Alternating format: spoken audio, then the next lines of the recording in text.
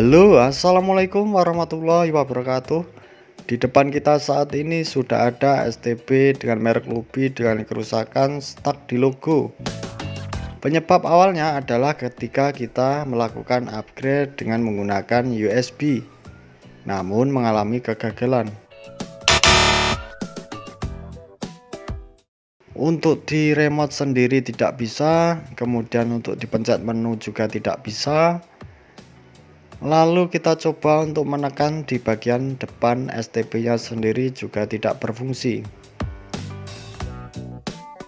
Tampilan menu pada televisi juga hanya nampak stuck di logo Lubi saja. Tidak ada aplikasi sama sekali. Selain stuck di logo, STB tersebut juga dapat mengalami mati total. Jika teman-teman ingin mengupgrade software Lubi tersebut, gunakanlah firmware yang cocok dengan versi Lubinya. Jangan sampai salah pilih dan sampai salah memasukkan file. Oke lur, tanpa lama-lama kita akan langsung ke proses pembongkarannya. Untuk video proses pembongkarannya sudah kita percepat. Lalu kita buka untuk bagian casing, dapat kita lihat di situ untuk IC flashnya. Biasanya IC flashnya tersebut berkapasitas 4 megabit atau 25Hi32. Bagi yang belum paham, dapat saya jelaskan fungsi dari IC EEPROM tersebut digunakan untuk menyimpan data-data firmware STB. Jadi segala sesuatu bentuk perintah untuk IC chipset GX6701 diperintah dari IC EEPROM. Untuk menghapus atau mengisi firmware IC EEPROM tersebut, kita gunakan alat flash programmer yang namanya CH341A.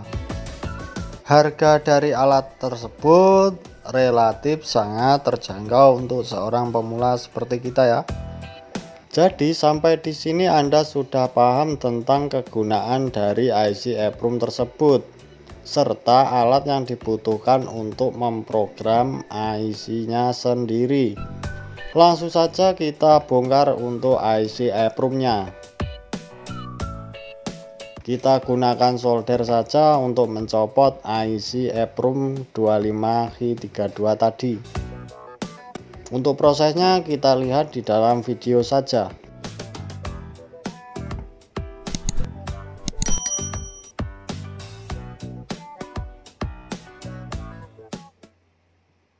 Untuk Anda yang baru pertama kali mencopot atau membongkar IC EEPROM, usahakan hati-hati dalam proses pencabutan. Dikarenakan banyak sekali komponen di sekitar IC yang sangat kecil-kecil seperti resistor dan kapasitor. Setelah tercopot, Anda dapat membersihkan untuk IC EEPROM supaya nanti pas pada saat kita memasukkan di jig SOP8CH341 nya ya.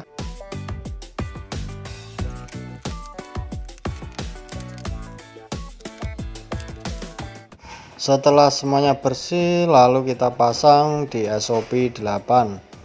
Perhatikan di sini untuk bagian titik kaki nomor satunya jangan sampai terbalik. Nanti bila mana terbalik, IC tersebut akan mengalami short atau konslet ya. Kemudian kita pasangkan di alat programmer kita di CH341 Black ini ya. Untuk kaki nomor 1 di CH nya seperti itu, pada posisinya sebelah kiri nomor 1. Lalu kita pasangkan untuk SOP 8 tadi juga jangan sampai terbalik, kemudian kita pasangkan seperti itu.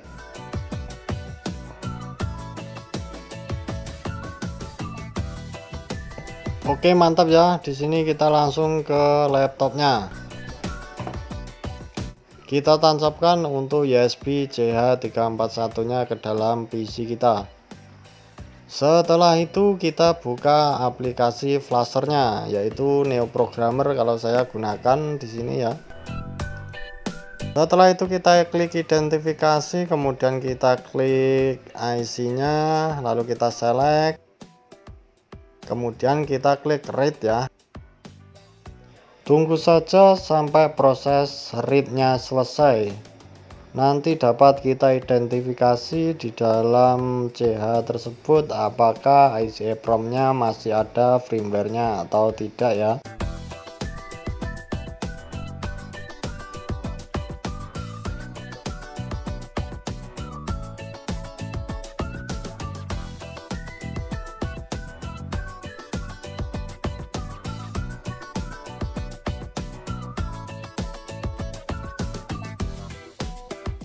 Setelah proses read firmware-nya selesai, selanjutnya kita klik iris pada CH-nya ya.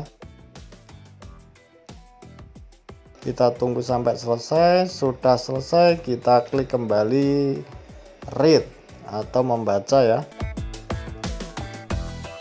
Kita tunggu sampai selesai. Untuk normalnya pada monitor tersebut menunjukkan FFFF ya, alias belum ada firmware atau program. Jadi untuk IC-nya tersebut dikosongkan.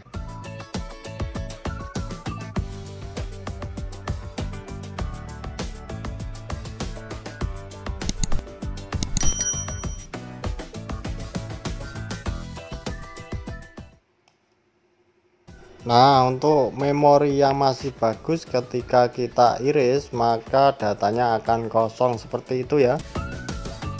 Lanjut, setelah itu kita buka untuk firmware yang sudah kita download tadi. Di sini kita gunakan file backup saja karena sudah teruji ya. Lanjut, setelah itu kita klik di bagian write ya. Kita klik write saja, kemudian pada proses selanjutnya kita klik yes. Kita tunggu prosesnya untuk pengisian firmware tadi hingga sukses. Untuk proses write-nya sendiri sudah selesai. Selanjutnya kita cek sekali lagi apakah untuk data dari IC EEPROM-nya sendiri sudah ada isinya ya. Perhatikan sekali lagi untuk video proses read-nya ya.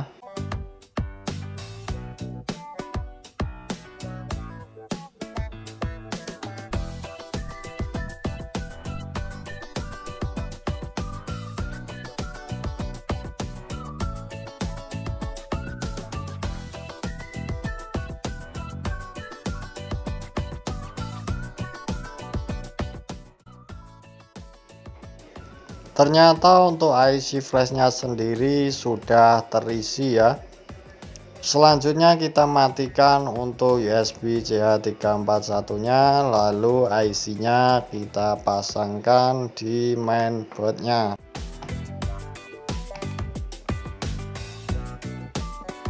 Seperti ini untuk IC memorinya tadi ya. Selanjutnya kita copot dan siap kita pasangkan di PCB-nya. Sebelum memasang, kita hendaknya membersihkannya terlebih dahulu. Di sini kita gunakan kontak cleaner saja ya, atau thinner juga boleh.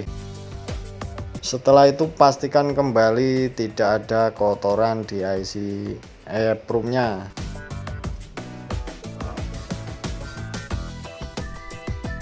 Jangan lupa untuk di bagian PCB-nya sendiri juga kita bersihkan dengan menggunakan kontak cleaner supaya bersih.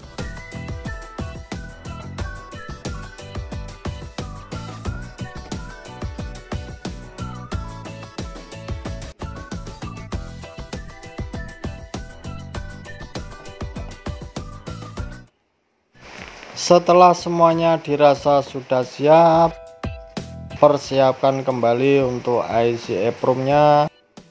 Kemudian kita cari pinset, lalu kita pasangkan di mainboardnya. Perhatikan sekali lagi, jangan sampai kaki IC-nya tersebut terbalik ya. Nanti tidak akan setat untuk STB-nya.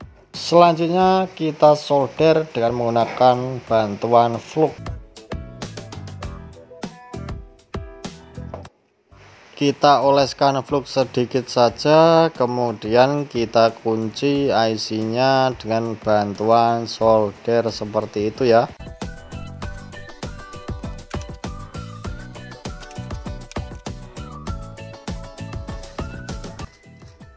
Setelah selesai disolder, selanjutnya kita bersihkan dengan kontak cleaner supaya bersih di bagian IC EEPROM.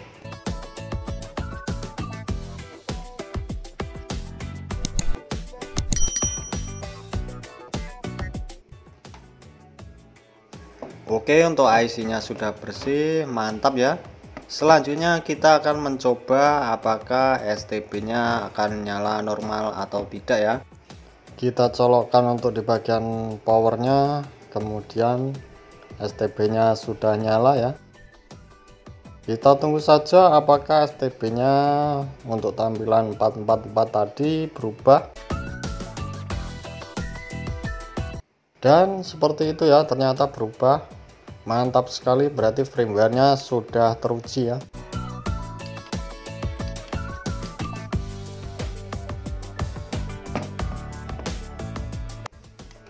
Setelah sudah nyala, kita colokkan untuk kabel HDMI-nya. Lalu kita tes di bagian layar monitor apakah untuk tampilan STB Luby tersebut sudah nyala normal ya. Kita coba terlebih dahulu dengan remote, di situ sudah bisa dimatikan ya. Oke, mantul. Sudah bisa dihidupkan kembali. Lanjut kita cek untuk tampilan di layar televisinya. Kita coba matikan terlebih dahulu untuk STB-nya, kemudian kita on-kan di remote. Dan STB-nya sudah tampil di layar. Kita tunggu apakah dia sampai di menu atau tidak ya.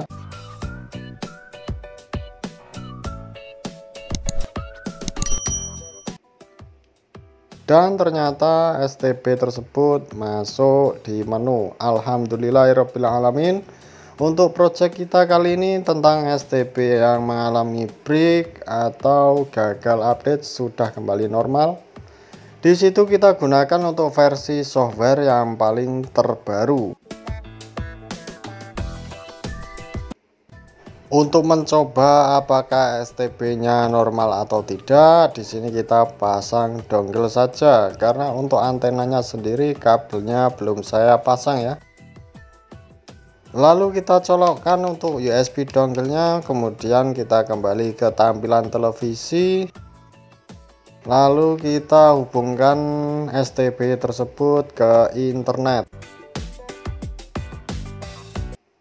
Untuk cara menghubungkannya ke internet, kita klik WiFi, kemudian kita klik pindai pada pengaturan jaringan ya. Tekan tombol hijau di remote jika Anda ingin memindai jaringan WiFi. Kita tunggu sampai proses scan selesai. Dan kita sambungkan untuk WiFi-nya. Setelah berhasil terhubung ke jaringan, kita dapat membuka aplikasi yang ada di dalam STB-nya. Di sini kita coba membuka untuk aplikasi YouTube. Apakah dapat terbuka untuk aplikasi YouTube?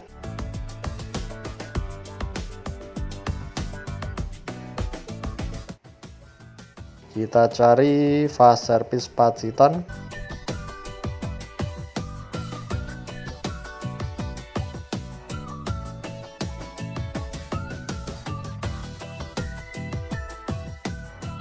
Dan ternyata untuk fitur di YouTube-nya sendiri juga normal ya. Kita coba play satu video. Oke, mantap, untuk STB-nya sudah kembali normal ya. Berarti memang benar kerusakan ada pada firmware-nya. Kita kembali saja.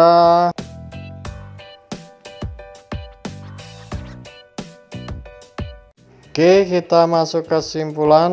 Untuk Anda yang ingin mengupgrade STB merek Luby ini, diharapkan tidak mengupgrade dengan menggunakan USB karena rawan sekali terhadap kegagalan ya. Lebih baik tidak usah diupgrade jika kita ingin menggunakan fitur DVB T2 nya saja, karena proses flashnya sendiri sebetulnya cukup ribet. Tidak hanya cukup satu file saja, mungkin beberapa file yang harus kita coba.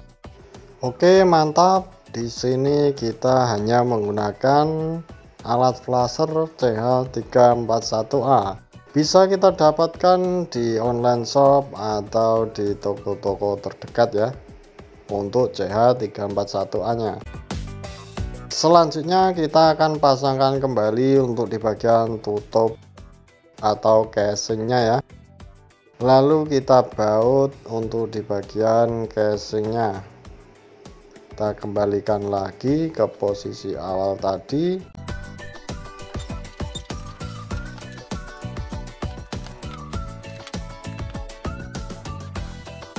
Di akhir video, apabila bermanfaat, jangan lupa klik like, komen, dan subscribe. Bagikan ke teman-teman kalian bagaimana cara mengatasi STB Luby kerusakan stuck di logo.